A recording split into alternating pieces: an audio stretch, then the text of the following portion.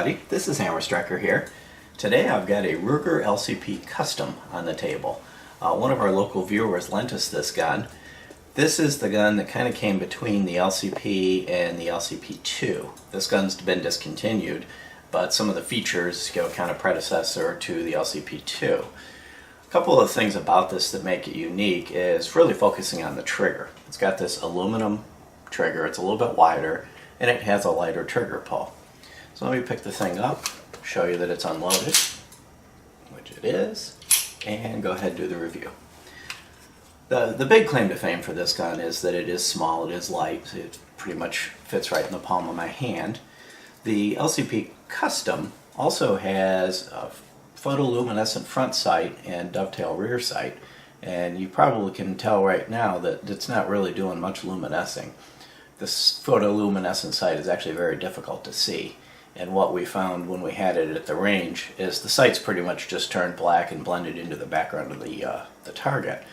So I had a very difficult time putting the rounds where I wanted to with this, even though once I was able to focus on it and kind of figure out how to track the sights, I was able to pull a tight group with it. It's capable of being accurate, but in all reality, that's not what this gun's for. This is a get-off-me gun, it's a backup gun, it's a belly gun. This isn't the type of gun that you're going to take, long-distance target practice. This is something that you would carry to get an immediate threat who's close to you off you. Though you might want to do what the owner of this one did, which is install this laser. This one happens to be an Arma laser, but there are also various other lasers that will fit it. These trigger lasers like this, they go around the trigger guard. By the way, this happens to be chambered in 380, like a lot of these little very small mouse gun type guns. A couple of things about it: it holds 6+1 and this little single stack magazine. This one has a pinky extender on it, so that when you get a hold of it, you kind of get basically a 2-finger grip, maybe 1 3/4 finger to 2-finger grip, and the pinky's got really nowhere to go. But again, a short grip, short length. It's meant to be carried pocket, ankle, or you could do inside the waistband with it. It's 5.16 inches front to rear. It's 3.6 inches tall, and it's 0.82 inches thick. It's a very thin gun, and that's one of the things that makes an advantage to it. It is a hammer-fired gun, and as you pull the trigger, the hammer comes back and then it breaks. One of the things you'll find with this one over the LCP, the trigger is actually relatively light compared to the LCP, but it is a long trigger pull, so we'll show you. We'll cycle the gun. There's the trigger pull. It's a real crisp break at the back, so it is actually a nice trigger for this category of gun. It is a DAO, so until it cycles, the trigger is useless, and there really is no reset. Reset's basically all the way out. So if I were to fire it, cycle it, there's the reset, it clicked, and then dead. So you've got to be real careful, because that click makes it sound like it reset, but it really didn't. All the way out, that second click, and then it works. So again, I'll show you that.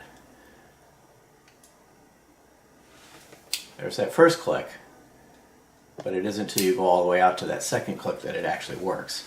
So if you're used to firing Glocks and things like that have a distinct click or audible noise when they reset, and you go to this, be careful, you might be tricked into thinking you've reset and you really haven't. And one thing I didn't mention is the weight is 9.6 ounces, so it's a fairly light gun overall. Now the owner of this one did put this Hogue overmold grip on it, but if you look underneath the grip, you'll see it does have a decent amount of texturing right there. And of course he added this laser, the Arma laser, but again, you can get a version of the LCP right from Ruger with the Viridian laser, so there's a number of these available. I'll show you the other side of it. It does not have any ambidextrous features. Basically, it's a very simple, plain, basic function gun. And one thing you'll see, I've got a magazine in it. It does not lock back on an empty round. That is a little bit of an issue, because when you're firing the gun, especially in a stress scenario, you're going to pull the trigger and you're going to get a dead click, and then you're going to know you're empty. So several times while we're shooting it, this is the range. It doesn't lock back when it's empty. You pull the trigger and it goes click. So yeah, it's empty, I got to reload it. So it would have been nice if it did lock back, and many of the other guns in this class that are available today do. So that's a feature that's available on many of its competing guns. One other feature that the custom adds is a polished stainless steel guide rod. You know, overall in a gun this small, I'm not sure that that makes a huge difference in overall functionality. When we had this at the range, we were shooting Perfecta ammo, and it did jam several times on us. It would fail to feed the round. You'd have to cycle it manually, and then it would feed the round. We had that happen to us 2 or 3 times. So it may have had, you know, an ammo sensitivity to the Perfecta, but in the past when I've tried other versions of this, I've had similar types of malfunctions with it. So it's not necessarily the most reliable of them, though I would say that it wasn't the worst that I've had in these small guns. These little guns can be temperamental at times. Disassembly on the gun is actually not bad, but it is kind of clunky in one respect. So of course you would show clear. What you have to do is pull back on the slide a little bit, similar to what you do with a Glock. You just pull it back a little bit to take the tension off it. But then you have to pry this out. And they recommend doing it with a screwdriver, which of course is going to be very likely to scratch your frame. I'm going to use this little cleaning pick. But if you pull it back a little bit, and then you reach up under here with the pick and pop this out, and pop that pin out, and then you can disassemble the gun. So you'd want to use something polymer, you know, so that you don't scratch up your gun. Once you pop that out, you can take the gun apart, and here we've got the slide. Very basic. So we'll take apart the recoil spring. It does have a dual recoil spring, but it's non-captive. There's 2 springs, one on top of each other, that slide over it. And this one has a flared end at one end, and that end needs to face the muzzle. Now when you get into these dual ones like this where they're kind of free, it is possible to get coil bind if they catch just right. In this case, I don't believe any of our issues were related to the spring. I think it was just you know, not cycling as well as it could. And we'll pop out the barrel. Now the barrel has a little bit of a flare on the end, you know, allegedly to improve lockup, to center the barrel accurately and reliably in the slide each time. And again, we were able to shoot this gun accurately once we figure out how to make the sights work. So the gun is, even despite the very short barrel, you know, it's only 2.75 inches long, it is capable of shooting accurately. It's just difficult to do it with the gun and its ergonomics. And then back here you can see the firing pin. And I don't see in this particular gun any form of drop safety. But now the hammer is back here at the back, pulled back away, but I don't see any sort of passive drop safety on this gun. That would be a little bit of a concern in, you know, in some cases if it were to fall and get that firing pin hit by something. We'll set this aside and we'll talk about the frame. The frame's actually pretty simple. There's not a whole lot going on. It does have nice long guide rails. You know, a little break here at the end for the lock. And full length on this side, well, almost completely full length. So it does have a very nice set of guide rails.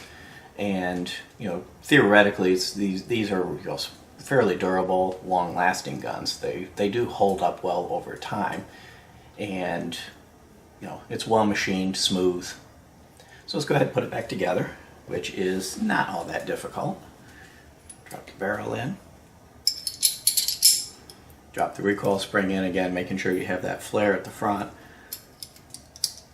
and it just kind of pops into place. It's one of these that you have to get the guide rod through the hole while the springs are not protruding, but this one seems to guide in well. It doesn't seem to like to hang up. And then slide the two together. Now this part gets a little bit tricky, because what you have to do is you have to take this pin and you have to push this spring down, so you're going to push it in at an angle, and then you got to lift it and twist it, and it's kind of just a little game that you have to play with it to get it to go in there. And it's kind of a hassle, and you can sometimes play with it for quite a bit before you finally get it to lock into place. And you have to hold the gun in place and turn it and rotate it. There you go. So you play with it, you turn it, you rotate it, you know, kind of push with your thumb and rotate it, and it'll snap into place, and then the gun is reassembled and ready to function.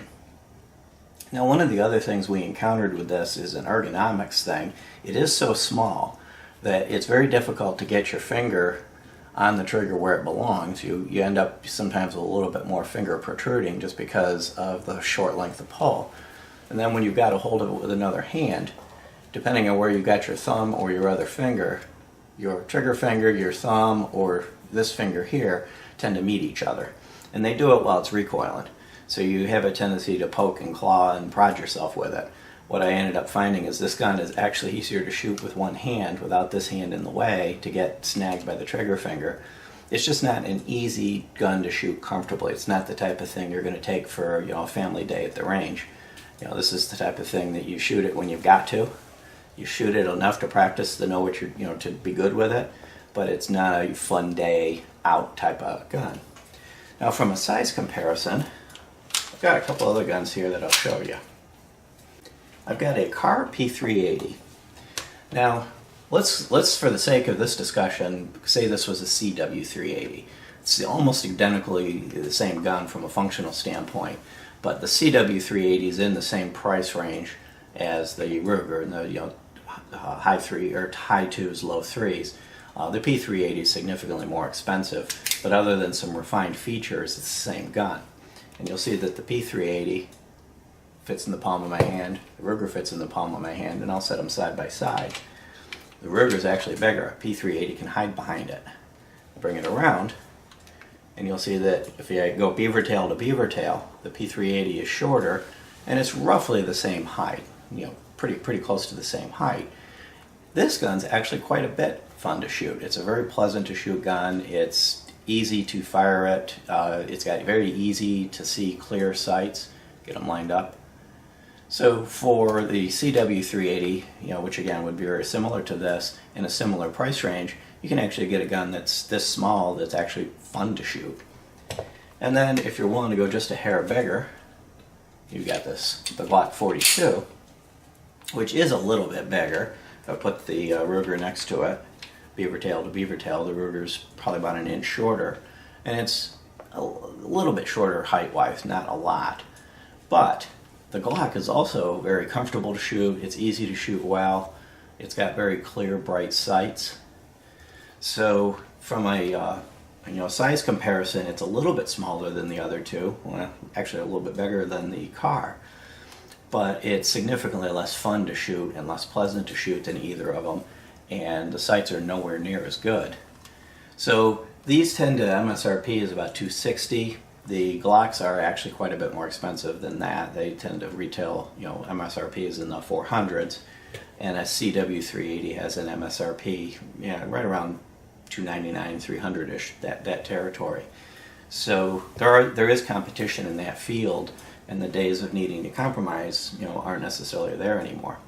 The gun did work, and it was able to be shot well, but it wasn't necessarily a pleasant thing to shoot. It's not something that I would necessarily choose given some of the other competition out there in the field alongside of it. So that's our summary on the LCP Custom. If you like our videos, please give us a thumbs up, share, subscribe, check us out on Facebook, and have a great day. Thank you.